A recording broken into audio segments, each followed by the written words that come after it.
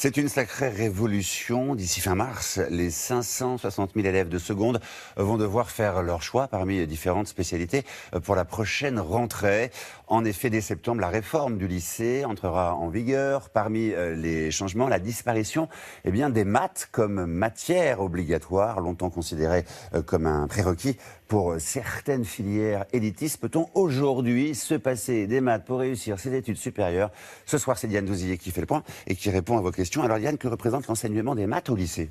Alors, pour l'instant, Xavier, un lycéen en classe de première a, selon la filière qu'il a choisie, entre 0 et 4 heures de maths hebdomadaires.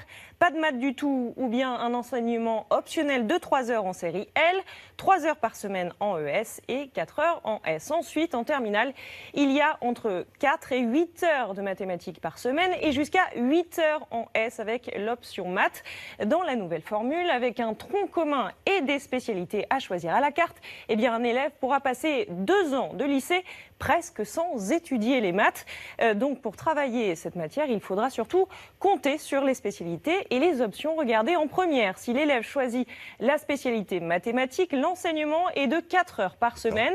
Et en terminale, s'il choisit l'option mathématiques complémentaires, ce sera 3 heures. Enfin, s'il prend la spécialité plus l'option mathématiques experte, on arrive à 9 heures. D'accord, donc moins de maths pour certains, mais un enseignement plus poussé pour ceux qui le souhaitent. Exactement, Xavier. Ceux qui n'ont pas la bosse des maths seront ravis et en revanche, la spécialité sera renforcée, ce qui pourrait en décourager certains. Or, on le sait, en France, le niveau des élèves recule. En effet, selon le dernier classement TIMSS, c'est une étude mondiale sur le niveau en mathématiques et en sciences, nous sommes 35e sur 49 au niveau de la classe de CM1. Et à contrario, notre pays compte 13 médaillés Fields, c'est l'équivalent du prix Nobel pour les mathématiques.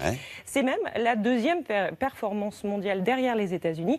Nous faisons donc, Xavier, partie de l'élite en la matière, une matière qui reste encore nécessaire dans de nombreuses filières post-bac comme les écoles d'ingénieurs ou encore en médecine. Alors justement, Diane, comment savoir si les maths sont utiles pour choisir ses futures études? Alors, plusieurs outils seront mis à la disposition des élèves.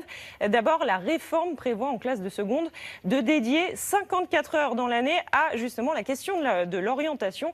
De plus, le site Horizon 2021 a été créé pour tester des combinaisons de spécialités et voir à quel cursus elles donnent accès. Regardez, si je choisis littérature, mathématiques et physique-chimie, par exemple, dans le domaine des sciences du vivant, je sais que je peux devenir astrophysicienne ou encore vétérinaire. Joli programme. Merci beaucoup.